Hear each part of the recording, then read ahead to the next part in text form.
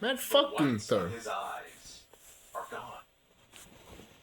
His eyes, Dr. Loomis from Halloween, the blackest eyes. He had the blackest eyes as he's coming out. Like his pupils were completely dilated, right? He had contacts in, but very freaky effect. I think Michael Cole described him as something out of Game of Thrones as he was coming. Didn't he have a Game of Thrones inspired entrance at WrestleMania? 34 for that IC title match in the opener with Finn Balor and The Miz. I think he did. I think he had he's probably a big Game of Thrones guy, I'm guessing. But I think he already had a Game of Thrones inspired entrance years ago. So I said either he was sporting some mean contact lenses or this guy got bitten by a walker before he came down to the ring. But then as he's climbing the stairs to get into the ring, his eyes were back to normal. Yeah. He had taken the contacts out of his eyes, and I'm like, I didn't see him do it. Yeah, me neither. If it was, I wish it was that easy. I tried to get contact lenses once. It didn't work. I couldn't do it. I just could not. I hate touching my eyes anyway and all that, but I couldn't do it. So I still wear glasses when I drive at night. It's fine. I don't really wear them any other time. I can deal with the blurriness. I've gotten used to it. But yeah, contacts I were just never able to do. So Gunther, he dropkicked Rollins as he entered the ring. And he immediately powerbombed him. Rollins fought back outside the ring. He starts gouging at the eyes. Tossed him over the announce desk. Once they finally got back into the ring, the bell sounded. We were officially underway. So we had plenty of stomps by Rollins here. I don't mean the curb stomps. He's stomping him in the corner. Gunther goes on offense for a little bit. Seth caught him with a buckle bomb. Gunther, he's up for the buckle bomb. This is like the slowest, safest buckle bomb you'll ever see. Which is great. I would just rather he not even do the fucking move. Asuka feels the same way. But Gunther had this look on his face like, okay, you better be extra careful with me. Like, he did not want to take this move. So they trade German suplexes. They traded clotheslines. We had a powerbomb by Gunther. He countered out of a pedigree attempt. Rollins, though, came back to hit the pedigree. And it wasn't a great one. You know what it reminded me of? Remember when Kane used to take the pedigree? Kane never took the pedigree well. Because you could tell he didn't want to take it. Because why would you? When you get your head locked in between this other man's legs, and your face is being driven down to the cat, right? A very small little margin here where if you an inch or two off, right, you get a broken nose. Mm-hmm. And so he would always put his knee down. That's not really what Gunther did here, but he took the move in a way where you could tell he wasn't really totally comfortable taking it. And when you do that, it doesn't look good. And I think the first time, actually, on commentary, they were like, oh, he didn't get all of it. No, he didn't get any of it. He didn't get any of it. We had a cover for it. Oh, he didn't get all of it. Oh, that's funny. So Gunther got a How do you take a pedigree? Fought out of it. Gunther absolutely just wrecked him on a clothesline. He went up top. Rollins though met him there. He hit a superplex into the Falcon Arrow for a near fall. Rollins got a sleeper applied himself, but Gunther was able to get a rope break. Seth followed with back-to-back suicide dives. On the third one, though, Gunther blocked it. He gave him an apron powerbomb. Then he powerbombed him onto the announce desk. They ended up on top of the desk. Gunther was going to give him another one. Rollins, though, avoided it, and he hit a pedigree instead. Another shitty pedigree. And the table didn't even break. Because, again, Gunther didn't take it with his full force. It's like halfway down, he's already kind of turning his body where he's almost on his side. So the table did not break. Rollins then came off the English announce desk with a stomp to Gunther on the other desk. And as the referee is checking on Gunther, Rollins is kind of walking away. The camera has come in very tight on Seth Rollins. And so you figure, referee's attention is diverted, right? He's over by Gunther. Rollins is walking away. Gee, I wonder what's about to happen. And sure enough, all of a sudden, out of nowhere, appears a wild Braun Breaker who spears the fuck out of Seth Rollins. I mean, he came from out of nowhere and just sprinted in and speared this man damn near out of his boots.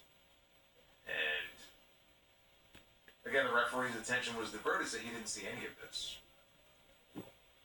And I tell you what, I was watching this going, okay, well, that should be a disqualification. Right. But boy, it's a good thing it wasn't, because how fucking lame of a finish would that be? Actually, to be honest with you, at this WrestleMania, I don't know that I would have been surprised. But thankfully it wasn't. And so they got Rollins back in the ring. I'm like, wouldn't that be a disqualification? You could see in the background So, as Rollins is just trapped shut in up. this sleeper. What do you mean, shut up? Breaker making his way up the ramp, off in the distance. And Seth is trapped that he's got nowhere to go. He's not close to the ropes. He starts to fade, and the referee calls for the stoppage. And when the match was over, we weren't done yet, because Rollins ended up on the outside. And as he's trying to get back to his feet, trying to stagger up to his feet, Braun Breaker's, he's already down most of the ramp, or up most of the ramp. He turns around and he sees Rollins is getting to his feet. And it's a long ramp. I think they said it was like 75 yards. And Breaker begins to sprint down the full length of this 75-yard long ramp. And they always talk on commentary about how, you know, he can run 23 miles an hour. I don't know if he hit 23 miles an hour, but he was running fucking fast. And imagine if you're Seth Rollins. And you see Braun Breaker. Oh, shit. At the speed of light, sprinting down the ramp, coming towards you. Oh. What is your reaction? You know what my instinct would be? Like one of those bullfighters to move out of the fucking way. And let him take a fucking header into the LED fucking side of the ring and knock himself out. He had to stand there and take it. And so there were people making fun of this online, like on my timeline. Look, it didn't look good. No, of course. Breaker had to slow himself down a little bit just as he got to Rollins. Yeah. The way he dove, he barely touched it. Mm-hmm. It looked like he missed. And he did miss most of it. He didn't miss all of it. He missed most of it. But it's like, what do you expect on a spot like that? Like, if he just took the full force of it, he would be cut in half. Yes. Like, you can't do that. Yeah. Superman just came back from injury. He'd be dead. You don't want to put Seth Rollins back on the injured list. Just the way he delivered it. Yeah, I'm like, well, this is not gonna work. Right. You think it'll be fun, but I just got an injury. I just got out of injury. I mean, that looked cool. What are we doing? That didn't look too good. But he yelled at Yo, Rollins. bravo, WWE. Bravo. So devastated by this. You are 100% crap. I thought he was considering it too, but then all of a sudden we see Paul Heyman has emerged on top of the stage. And so Breaker makes his way over You to just Heyman. proved the definition of your safety is crap. And Sherry... Safety? What safety? Personal kiss. We kill Owen Hart. Oh, wait, that's something I don't know. But they embraced, and so Braun Breaker is back. Seth Rollins is back. And now we can get back to... You're going to argue with me after what we almost witnessed? That was going to be the WrestleMania match. This WrestleMania card would have looked very different. Heyman, I mentioned Heyman. Heyman actually just did a sit-down interview. I don't think it's on YouTube anywhere. I only saw it on Instagram. But he was interviewed by his son, Jacob, I believe his name is. And another Jake? in that interview, he admitted that the original, I think he said the original 2 WrestleMania main events were to have been Roman Reigns against Seth Rollins and CM Punk against Braun Breaker. I would have watched that. Those were the original plans.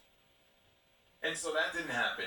And then there were a number of other potential matches that were rumored and never happened. Roman, Cody 3, Cody and Drew, Hell in a Cell, Gunther against Rey Mysterio. It's like, then Rollins and Breaker. Like, what would this card have looked like in its original incarnation? I don't know, but it would have been very different than the one we got. Yeah. But now that they're both healthy and they're both back, it seems to me like that would be the Backlash match. Rollins against Breaker. This was always going to be the direction. Yeah. Backlash is in 2 weeks. And so what else are these two going to do? There's no one, they're feuding with each other. They're not feuding with anybody else. So it seemed to me that we won't have to wait very long to get that match. I'll say this was more unsanctioned, especially at the beginning when they were going at each other. This felt more unsanctioned than the actual unsanctioned match that we had on this show. I agree. And up to this point, it was the longest match also. What, about 15 minutes? Breaker getting involved, I know some people are going to be like, oh man, the interference, it ruined the match. It didn't ruin the match for me. It was easily the best match on the entire show. Yeah, Now that the show is over, I can sit here and say, this was the best match on the entire show. But Breaker interfering was always to be expected. Was fine. Think about it. Like, Rollins is it took me off guard. I was like, oh shit, what the fuck? Oh, Breaker is going to get involved in his business. Fucking let him cost Seth. Gay ass tattoo. Gunther gets a win.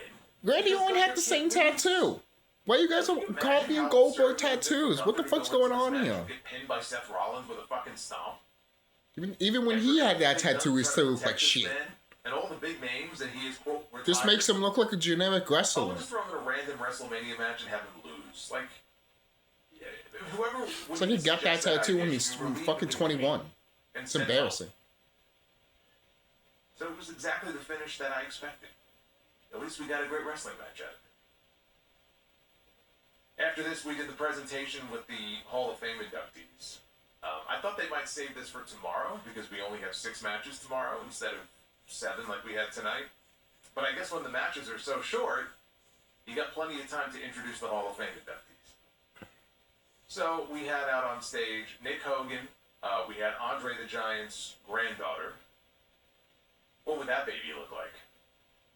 If you took Nick Hogan and Andre's granddaughter, and they were together, and they had a baby, you would have Hogan's blood and Andre's blood fused together as one.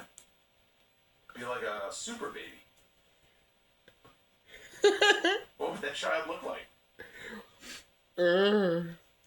You know, we could actually get a chance to actually that happening. Hogan, we had, I think her name is Robin.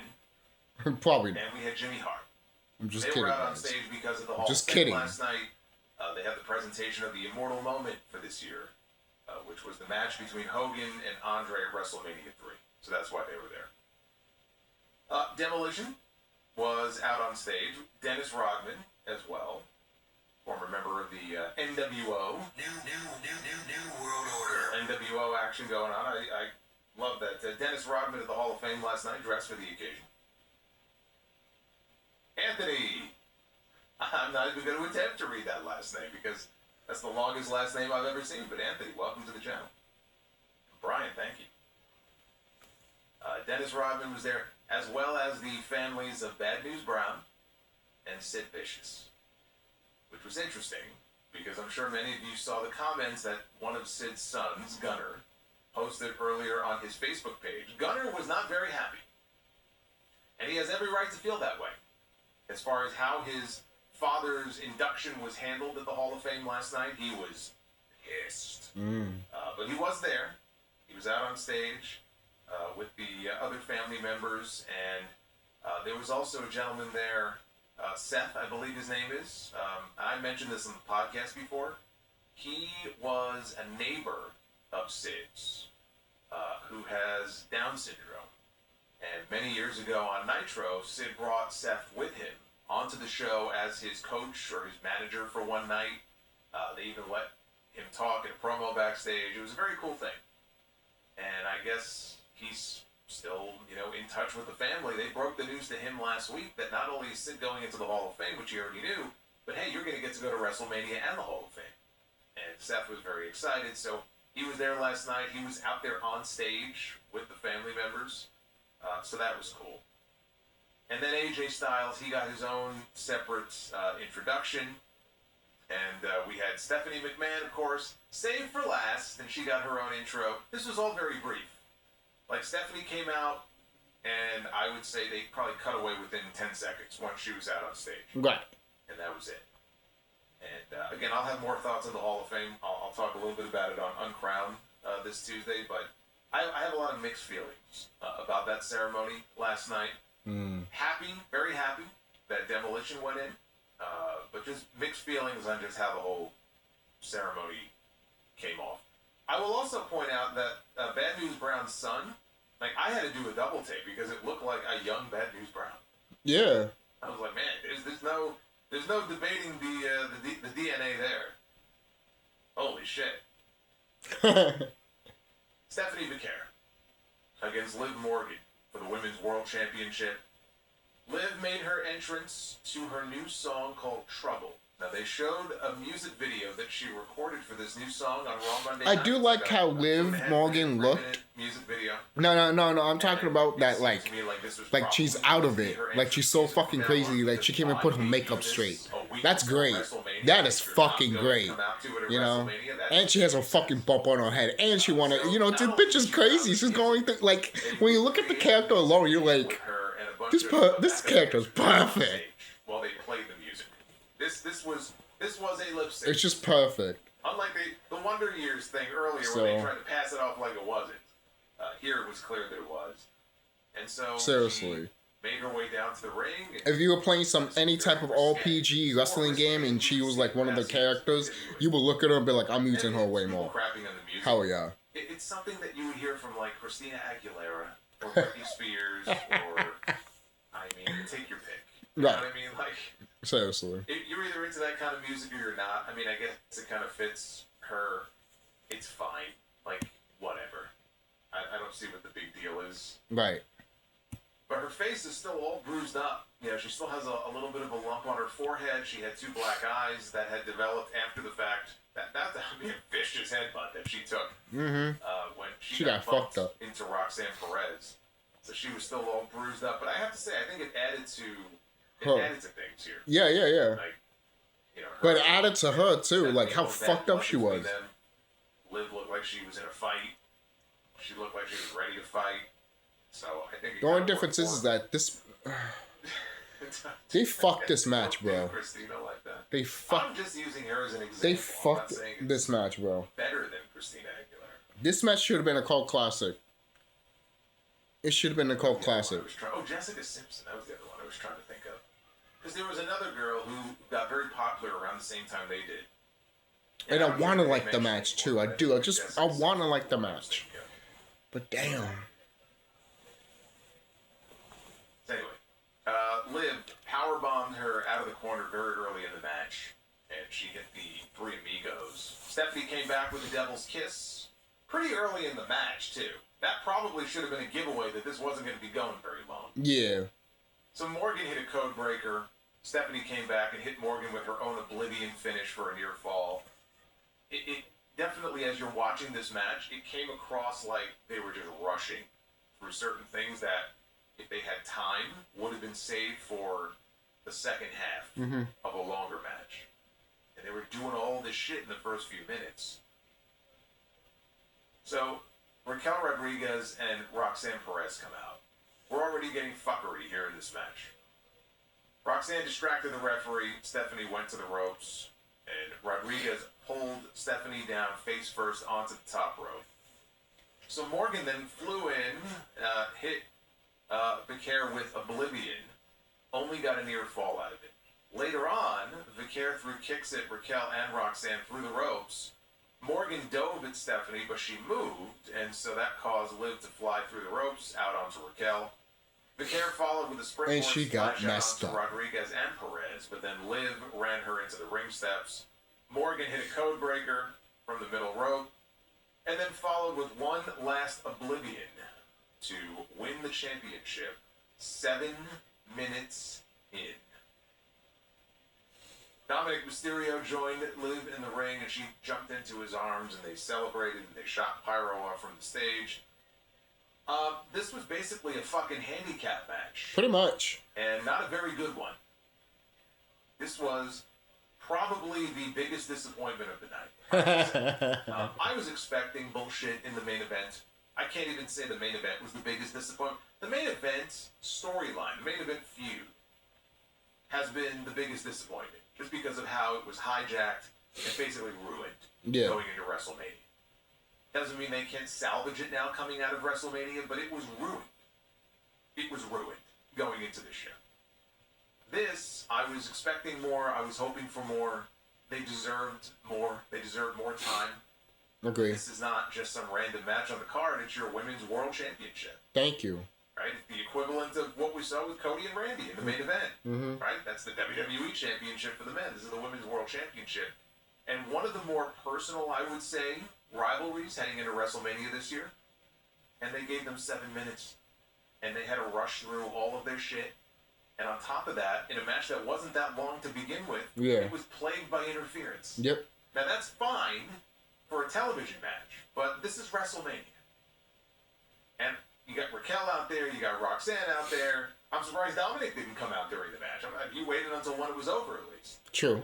So we had all of this. Maybe he was supposed to do something, but then for time. I was legitimately Give these women at least 15 minutes, to, max. Then I'll give it at least for them 17 I minutes. to it. I was saying, man, this is. When I saw Liv on Monday, and they had to be pulled apart, they were going at each other, and Liv was, again, she was like a maniac out there. I was like, all right, you know what? This should be a very interesting match. Let's see what they do. And they didn't have time to do anything. They really did. And it wasn't really much of a match at all. So you have multiple people running interference. And it's like, what are we doing here? Mm-hmm. This is WrestleMania. You've been building this feud now. I mean, Liv won the Royal Rumble. She picked Stephanie McMahon to wrestle at WrestleMania. And this is the best that you can do for these two? On a show where you have 7 matches spread out over the course of basically a 4-hour show. I don't understand it. Me neither. I really don't. Me neither. Liv winning the match is not a surprise to me. Liv was my pick. Right, me too. Show. Once I heard her the other day say that she was flying her entire family out for this show, at that point I knew, there's no fucking way this woman is losing. True. There's just more storyline potential there now with her as the champion when it comes to a potential split with Raquel, when it comes to Roxanne, even down the road. I mentioned Money in the Bank. When we started this year and I did my annual prediction show, people always want to know, who's going to win Money in the Bank? And I'm like, I think it's early, but Roxanne Perez would be my pick, to win the women's Money in the Bank. Now, that's not coming up until the beginning of September this year, but still, there's storyline potential there. Liv Morgan is champion and Roxanne's walking around with a briefcase. So it just made sense to me. Stephanie's run has been very dry. It's been very underwhelming. Bone dry. Fault, obviously.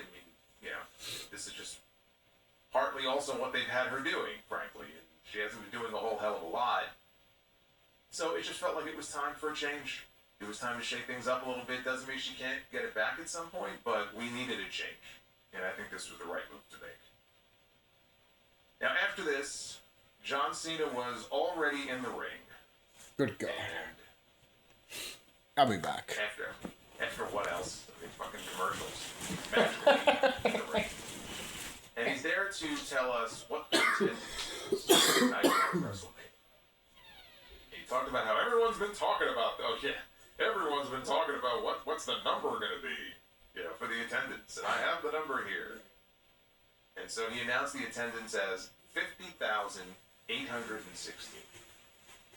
Which I believe is 10,000 less than what they announced last year. I think they announced 60,000 plus for night 1, right? And then it was 63 for night 2. Or maybe it was 61 and 63. It fits a lot more than 50,000. Let's just put it that way. The building looked full. On camera, it's not like, wow, look at this. They got the whole top tarped off, and look at all these empty seats. If you squinted, I'm sure, yes, you could find some empty seats. But it looked pretty full. And I expected it to, right? They were going to make sure that building was looking as full as it can look. They were going to make sure that building looked full on camera come showtime. There'll be plenty of quibbling over how many tickets were actually sold. Did they paper the event? The reality is, they were always going to make a lot of money on this show because they're charging outrageous prices. So I wouldn't be shocked if when this weekend is over, we find out that WrestleMania 42 holds the new gate record in WWE, right? This is the thing. They love talking about how they keep breaking the gate records. Gate record is very different than the attendance record. The reality is they didn't sell as many tickets. 50,000 is still very impressive. They would have sold more than 50,000, were it not for their own greed. Right. And so, 50,000 people instead of 60,000 people. So that's what they announced. But then we had a big surprise because we heard Bianca Belair's music. And she comes out. This is totally and she's pregnant. Here, at least on night 1. If you heard my predictions, I had factored her into my predictions for night 2. And I'm like, no, what is she doing here on night 1? But I'm like, oh, this is great. And she comes out, and she's wearing this blue, it was like this fluffy, feathery... But finally, someone finally tapped that pussy. No. It's like... covered up, which I thought was very weird. And she makes her way down the ramp and into the ring. And she said that she was very happy to be back and see all the fans. And she had a big announcement to make. But congratulations. So she removed her jacket and she showed what looked like a little baby bump. Right? It wasn't anything huge, but you could tell, like you could kind of see it. She's pregnant. And Cena made the announcement that, well, I guess we have to update the attendance then from 50,816 to 50,817. But believe me, TKO will make sure that you count that child as part of the attendance. So it was a nice moment there. You know, I don't know that she obviously didn't announce this publicly.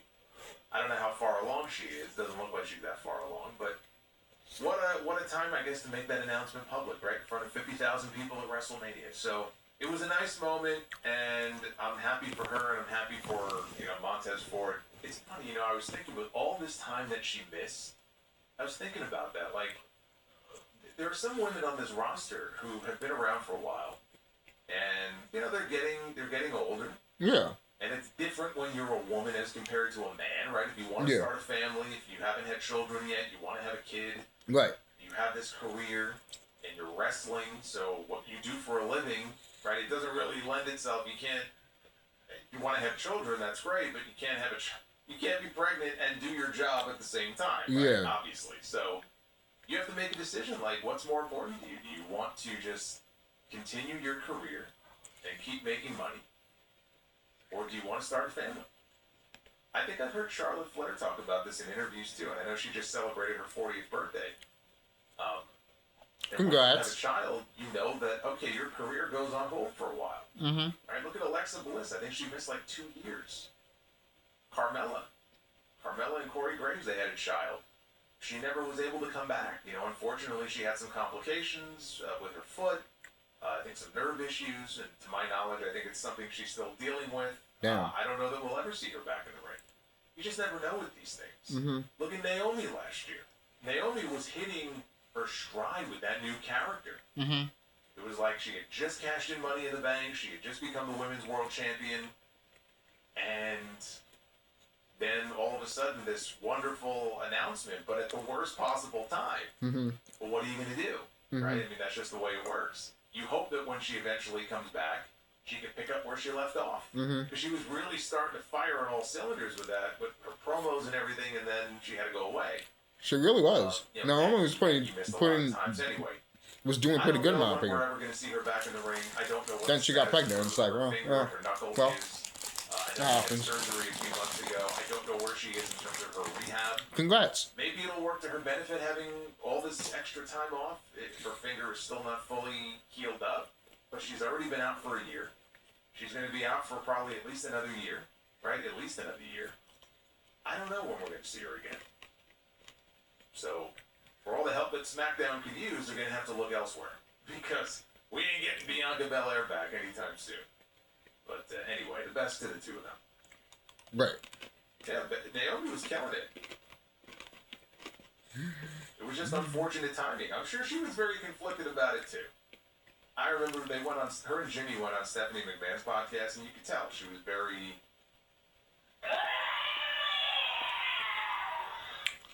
like she was obviously happy. But I'm sure she's thinking about, man, am I going to be able to kind of get back to where I was when I come back? You never know. You never know where the company or where the roster is going to be. Mm-hmm. How different is the roster going to look, when Naomi is able to come back? They're calling up more people from NXT. Sol Ruka should be on the roster soon. JC Jane. Boy, you love that fucking super chat, don't you? Holy shit. Well, like JC Jane, I'm expecting her to get called up very soon. As early as this week, in fact. So yeah, it's just one of those things where you just wait and see where the chips fall. But it's main event time. Now we get to talk about the main event. It was Cody Rhodes defending the WWE Championship against Randy Orton. I think Randy Orton. Because in the build-up to this match, you would think that it was actually Cody Rhodes defending against Pat McAfee with Randy Orton in his corner. Believe it or not, it was actually just the opposite. It was Cody Rhodes against Randy Orton with Pat McAfee in his. But it took a while to get there to the actual match, because for this match, unlike any other match on this show, we actually got a video hype package, which is another thing they seem to have done away with for everything except the main event. No video packages, no nothing. We go from commercials right into the matches. For this, we had a nice video hype package that they aired. Then we had Pat McAfee, right? Let's go! It's a stupid fucking song of his. And he comes out, and he got his own entrance. He didn't even come out with Randy Orton. He got his own entrance, and he took his sweet time coming down to the ring. Looking over at the fans in the crowd, flipping them off, cussing them out. So that took a while to get McAfee down to the ring. Then Randy Orton gets an entrance, and you know how Randy Orton loves to take his sweet time coming down to the ring. So that was several more minutes of waiting for Orton to get into the ring. Orton goes to the turnbuckles. Pat McAfee goes to the turnbuckles. He's going to pose just like Randy Orton posed. He's going to do the Randy Orton douche pose. All right, so they're posing on the ropes. Then Cody comes, and he poses. Michael Cole is just losing his shit over this. He's so disgusted by Pat's behavior, and he just can't believe, what's been going on. So then we had Cody's entrance. And for Cody's entrance, they played this very dramatic, like, Avengers Endgame type music, like they did for WrestleMania 40, before he came out. And they're playing this dramatic music, and we have a shot of different Cody, I guess you'd say Cody-like mannequins. It's kind of creepy. That are wearing different gear that Cody himself has worn throughout different phases of his career.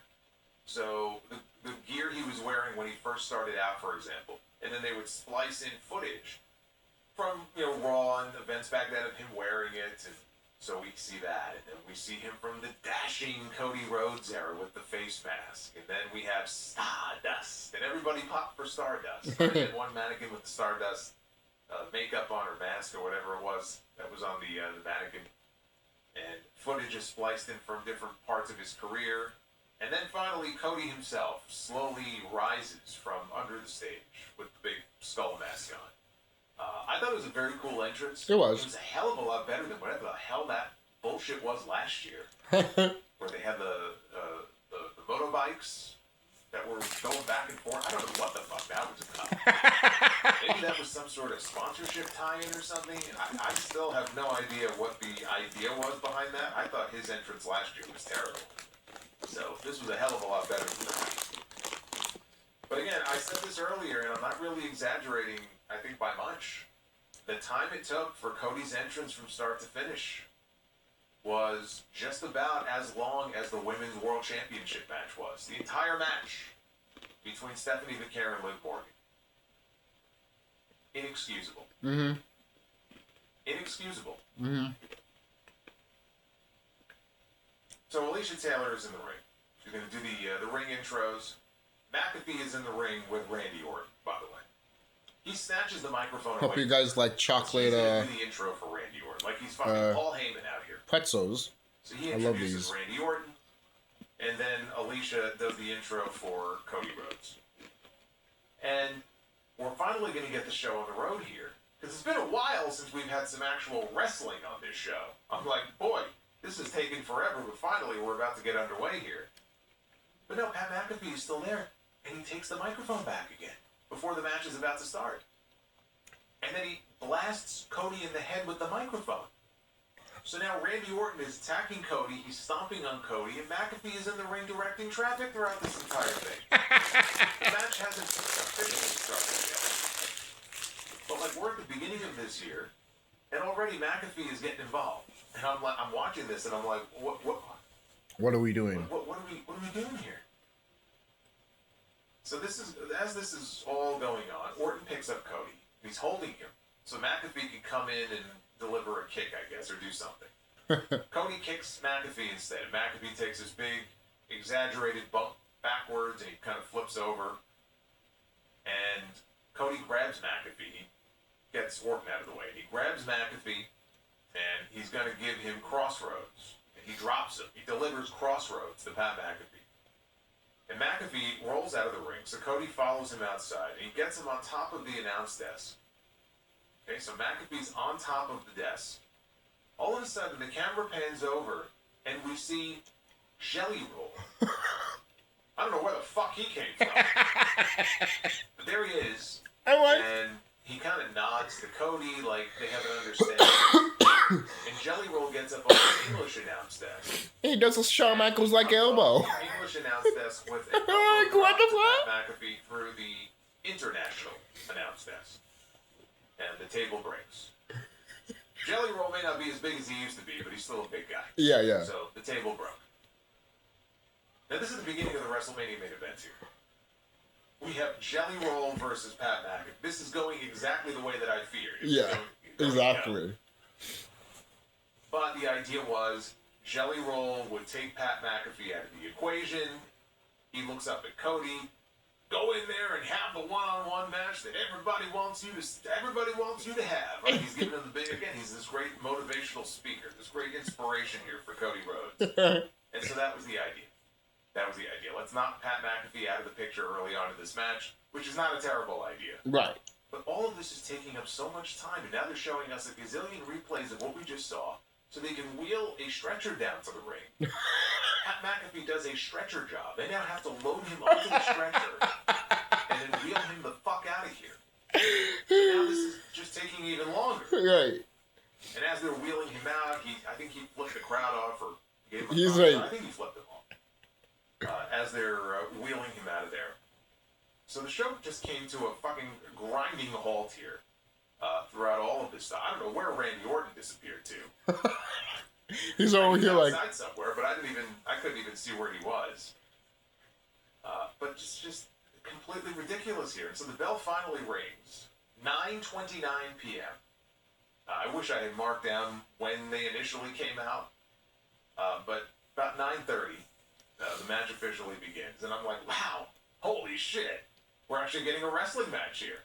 They interrupted our commercials with a wrestling match. This should be good. Michael Cole, he pushed the narrative that there have been rumors all week long that Randy Orton is not quite 100%, that he may have come into this match here on this show with some sort of injury, and it sounds like a back injury. Right, now obviously he had the back fusion surgery a number of years ago. So they incorporated that into the match as like the story of the match, basically. And Orton was selling the back. Cody was going after the back. The people popped once they rang the bell because they were ready to see some fucking wrestling here. I mean, look at all the bullshit they've been sitting through since the women's title match ended. So they at least popped for the start of the match. But they were pretty quiet for, I'd say, the next half of it or so. Yeah. As Cody worked over Randy's back, Orton was having trouble standing up anytime he attempted to get up. He would clutch the back. I don't know why. I think it was the same thing in their King of the Ring match, too, that they had last summer. I think they were playing off Randy's... They brought King of the Ring back? So Orton cut Cody off on the top rope, and he landed a superplex, which is a pretty fucking stupid thing for Randy Orton to be doing if Randy Orton here is nursing a back injury. But I guess the adrenaline gets flowing, and you're not really thinking with your brain. So he drops Cody with the... Fucking stupid fuck! Wincing. What are we doing? Like, no shit, maybe that was a bad move. Right. Not very smart strategy, but he hits the snap power slam. Now he's in control. So the draping DDT hits. Orton, though, is selling more back pain. So outside the ring, The Orton medicine. drops Cody back first onto the announce desk. And these men were moving in slow motion out here. Like, this match just slowed to a crawl to the point where I was starting to wonder if Orton had a legitimate injury. Now my mind is like racing with like, wait a minute. Is Randy Orton legitimately dealing with a back injury here, and this whole Pat McAfee thing was just a cover because they know he's hurt and he can't do much physically? Like, I'm trying to rationalize this now in my head. I'm trying to rationalize something that there is no real way to rationalize it. And I don't think he's seriously injured, but the thought did occur to me that maybe this was a cover for some sort of real injury. If so, it was a terrible one. But maybe that would help kind of sort of explain things. But they were just moving very slow. So Orton got sent first into the ring post. And he ends up back in the ring, and he comes up bleeding. Not the only blood that we would get in this match. So, to my point from earlier in the unsanctioned match, if they knew they were going to have blood in the main event, then it makes sense why they wouldn't want it earlier in the show. I think there are lessons to be learned there. More effective if you're going to save it for your main event on the show. AEW. So Cody beats on him, and the crowd is booing. And this is where it started to really, occur to me, how backwards psychology really is here in this match. Yes, an hour and 24 minutes of wrestling tonight. Says LADF in the chat. Yeah, I don't think we got 90 minutes of wrestling on this show. Think about that. But the fans are booing Cody as he's pummeling Randy Orton, who is now dealing with an injury and bleeding. And they're trying to rally behind Randy Orton. And so they're booing the WWE champion. And Orton's just not giving up, right? It's like he's fighting from underneath, and he's not giving up. Why would you boo that, man? Of course you're going to cheer for Randy Orton. That's why the psychology here was so ass backwards. It didn't make any sense. Unless they weren't going to, do a double turn at the end of this show, which I knew they weren't going to. I think they will tomorrow with Sammy and Trick, but I wasn't expecting it here. That's the only way that any of that would have made sense. Makes sense, yeah. But they were never going to do that. Yeah. So this just really didn't make any sense. But he goes to give Randy his own draping DDT. Randy's body went limp. So he tried for it again, and he nailed it. Cody drops down. He's mocking the RKO pose. He's going to give Randy Orton his own RKO. Orton sidesteps it. Cody hits the buckles. Orton grabs him. Crossroads. Big pop. And he covers Cody, only gets an ear fall. So now Randy Orton is banging on the mat. He's getting ready for an RKO. Cody, though, catches him into a backslide. Can you imagine they ended WrestleMania with a backslide? Oh, my goodness. I'm not sure if that would have made things better or worse than what they ended up doing. It wouldn't have been good, though. Thankfully, it didn't end there. Right. So, Orton at this point is caught with his own RKO by Cody Rhodes. And Cody covers him, Randy kicks out. So now out on the floor, Cody is smashing him over and over and over again, face first onto the top of the announce desk, out of frustration. Again, coming off very heelish is Cody. And he slams Orton on top of the desk, and then he deposits him back into the ring. Cody looks like he was setting up for a crossroads. It looked like he was starting to embrace the hate, like he was starting to embrace the boos a little bit. But Orton reached back, and he dropped him with an RKO. And again, only for a near fall. Very close one, but near fall only. So they exchanged punches until Cody poked Orton in the eyes. Again, very heelish here. Even though Hogan worked his entire career doing nothing but fucking back rakes and eye gouges. So Cody pokes him in the eye and gets booed. Orton comes in, and he reaches back and he grabs someone who he thinks is Cody, but it's actually the referee. And he drops the referee with an RKO. Well, now we have no referee. Now you know fuckery is coming. Because we got the obligatory ref bump. So Orton now goes for a punt kick, and Cody stops him, he blocks it, and he kicks Orton low. And now I'm looking at this and I'm going, okay, this is a man who learned from his mistake. He gave John Cena 1 year ago the benefit of the doubt of what happened. It cost him the WWE Championship. And so now he's not going to hesitate. He didn't really do anything, it's not like this was a turn. I mean, he was just giving it back to Orton, what Orton was about to do to him. So he kicks him low. Fans didn't like that. Cody then comes off the ropes for a super Cody cutter, but he gets caught out of midair with an RKO. And there's no referee. normally something that would happen to the babyface in the situation. So Orton is like looking towards the back and, you know, calling for another referee to come out. Well, here comes Pat fucking McAfee in a referee shirt. He's got a neck brace on. This is where the thought first popped into my head. And I was hoping against hope that this was not going to be the case. I'm like, are we about to get swerved? Are we about to get swerved? Even though it really wouldn't make any sense. But are they going to do something where Randy thinks he's there to help him? And in actuality, Pat is going to kick Randy low. And we get the big reveal that it was McAfee and Cody this entire... Again, it sounds so ridiculous, but this is WWE. And I'm looking at him running down to the ring, and I'm just thinking, okay, something's about to go down here. But he gets into the ring, and he's going to make the count. And he counts 1. He counts 2. He's counting very slowly to give Cody the opportunity to get a shoulder up. And Cody kicks out. I'm not sure, by the way, how any of this is legal. Like, how is Pat McAfee allowed to even come in and suddenly be a referee? This was never explained. I don't think he was.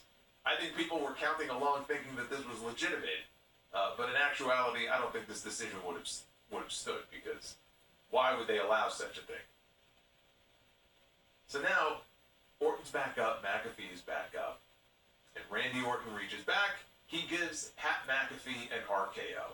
This, to me, like in all the scenarios that we've talked about coming into this WrestleMania show, is the one that was probably the best option in terms of trying to write this character and this whole story off. And I thought maybe that would happen if Orton won the title. He wins number 15, he got out of it what he wanted. Pat's celebrating with him, yeah, man, we got the championship, right? And then he fucking drops him with an RKO. Now that would have turned him into the biggest babyface on SmackDown, though, which is clearly something they don't want. But yet they gave him the spot here, where he dropped McAfee with an RKO, so of course everybody popped. But then as soon as Orton gets back up, Cody is there behind him, and he grabs him, and he delivers Crossroads. And then Cody covers him, and Cody Rhodes gets the pin on Randy Orton. And Cody Rhodes retains the WWE Championship. I should also point Pat out did it for The Rock. He did it that, for the Cody people. Came back up, his head was bleeding, and I didn't see where the blood was coming from. It looked like it was coming from the top of his head, because by the end here, like, he had busted blonde open hair, and it was almost all red from like the top of his head. So I didn't see how it happened. So he was bleeding. He was bleeding more than Orton there by the end. Yeah. But Cody retains the championship, and Randy Orton, despite his big babyface moment there where he dropped Pat McAfee, ends up losing his bid to win number 15. But we were not done yet, because when the match was over and Cody Rhodes is celebrating with the WWE Championship, Randy Orton comes up, he snatches the title out of Cody's hand, and he blasts him in the head with it. And then, as Cody is on all fours, he's in perfect prime position here for Randy Orton to deliver something that we have not seen him do in a very long time. He delivered a punt kick to Cody Rhodes in front of a man's daughter who was in the front row. And that's a heel move. Kicks Cody in the head. He picks up the WWE Championship, and he poses with the title at his side over Cody's body as WrestleMania Night 1 goes off the air. So let's recap what we had here, because this just blew my mind. You align Pat McAfee with Randy Orton, in part because you want to try to get heat on Orton, because the fans will not stop cheering Randy Orton.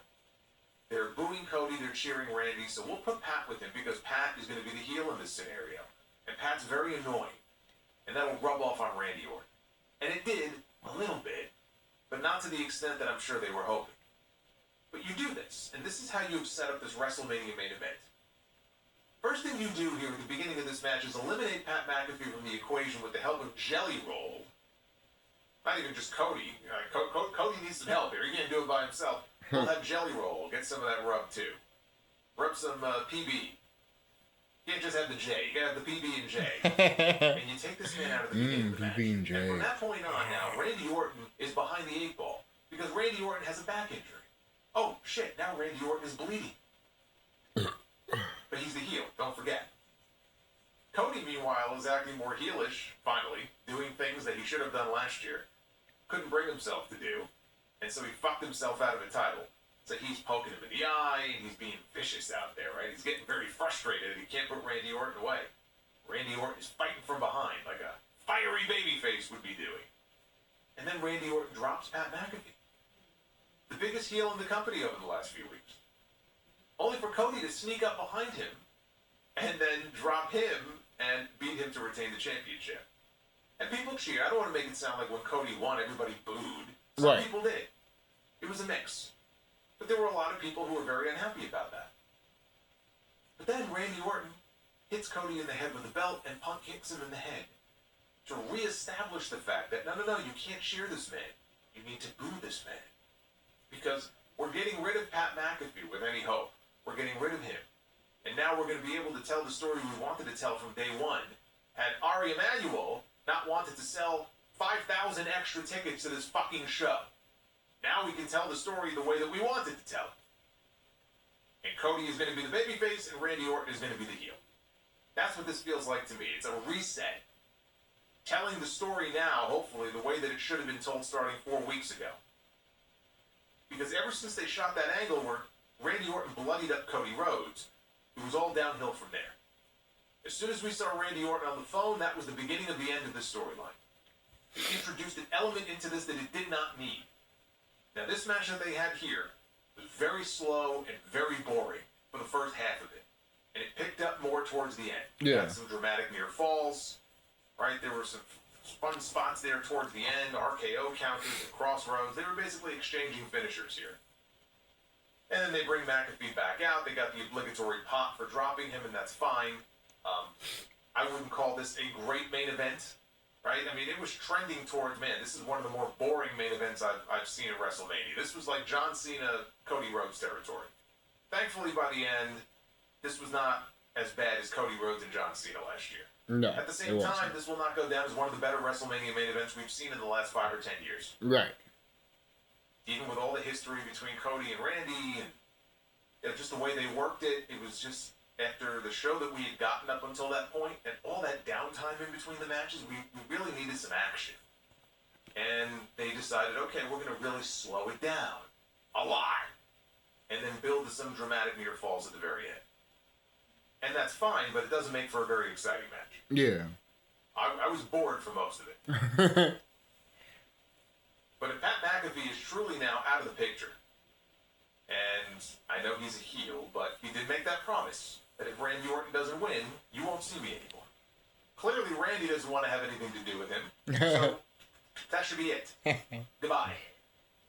Now we can get back to actual storytelling here between these two men.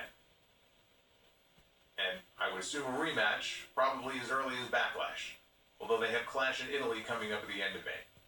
Maybe they don't do it at Backlash, maybe they do it there. But there were reports of a potential tag team match at Backlash where it was going to be Cody and Jelly Roll against Randy Orton and Pat McAfee, and I'm like, oh, God. So now we know we're not getting that, which is good. That's a good thing. And we'll see when they decide to do the rematch, because obviously Cody and Randy is not done yet, as you can tell from what Randy did to Cody here at the end of the show. But when WrestleMania went off the air, as WrestleManias go, I just thought night one was just fucking terrible. Yep. On the whole. Yep. I mean, there was stuff I liked, and there was stuff I really didn't like. Right. But just the overall feeling I had when it was over was, there were parts of it I was just bored with. There were other parts of it that were very frustrating because they didn't give certain matches the time that I think they needed to get to that next level. Yeah. It felt like, okay, this is like an epic WrestleMania encounter here. It's like they were rushing through things to get to what felt like maybe a really super long big match at the end and some sort of big payoff of some kind at the end. And that really never came. So I'm left to wonder why we had to rush through things with some of these matches. Mm-hmm. But the reality is they have, a lot of masters to serve, and they have a lot of things to promote, and this is just the way their PLEs are now. Unfortunately, it comes at the expense of certain matches not getting time that I feel like they really could use. I'm not saying I want the AEW formula where every match has to be fucking 15, 20 minutes and we need 10 of them on the show. Yeah, I always say, like, I just wish there was a happy medium. Yeah. I mean, there are times where we get too much, and then there are times like this where I feel like we don't get enough. Yeah, we get too little. And we've got to find that sweet spot. Mm-hmm. It's like finding the wrestling G-spot. We have yet to find it. But this was WrestleMania Night 1. That means we have Night 2. So we're not done yet. Because tomorrow, we have... What's the wrestling G-spot, the heroes? I don't expect to go very long. No. We talked about some short matches that we had here for Night 1. 5 minutes. WrestleMania 17 had a nice G-spot. That was 14 matches. It's like, oh, goddamn. That's opening hour number 1 on ESPN tomorrow. We have the Intercontinental title ladder match. We have Penta, Dragon Lee, Javon Evans, Rey Mysterio, Rusev, and JD McDonough. I think those are the 2 perfect matches to have in that first hour on ESPN. You go from that Smash Mouth, Rock, Oba, 2 just like colossal giants, right? One-on-one for the first time. Gonna beat the holy hell out of each other. And then from there you go to this ladder match, which is probably just gonna be a big spot fest, a bunch of hell yeah. high spots and shit. God knows what Javon Evans is gonna do in there, or Dragon Lee. But it should be a lot of fun.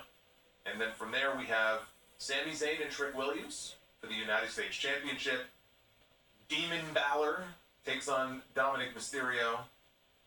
We have Jade Cargill and Rhea Ripley, which I know you're all very much waiting with bated breath to see, for the WWE Women's Championship. And then we have CM Punk and Roman Reigns for the World Heavyweight title. I do think Cody retaining his title on Night 1 makes it more likely that Roman is going to leave with that championship tomorrow. And I really hope not.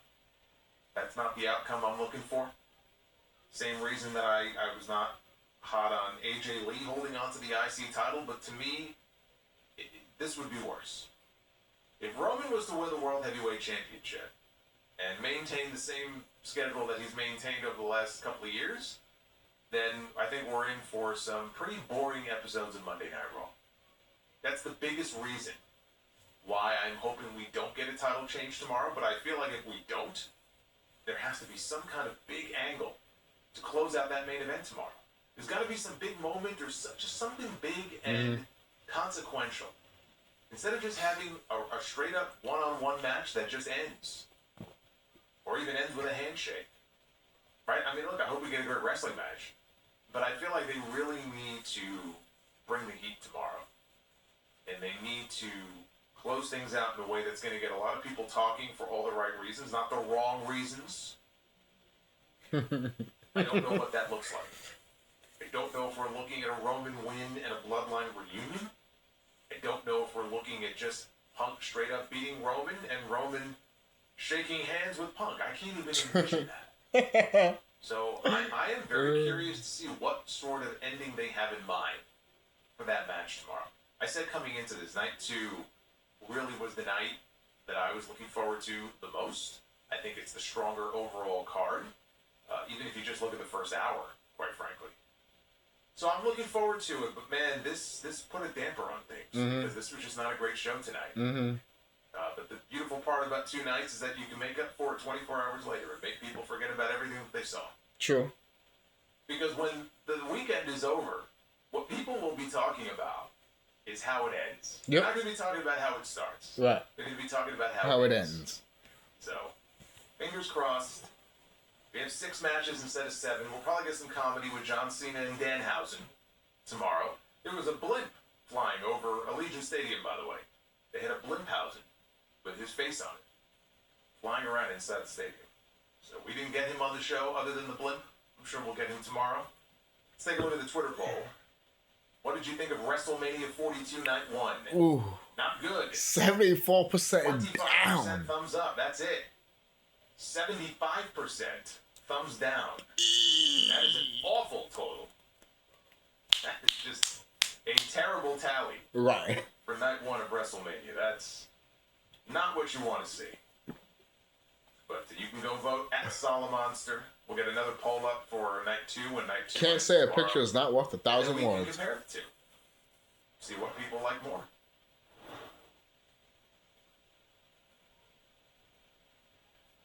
But I do hope that we covered things pretty well here. But I think that's it, guys. Do it again. I continue on watching this video outside of this video.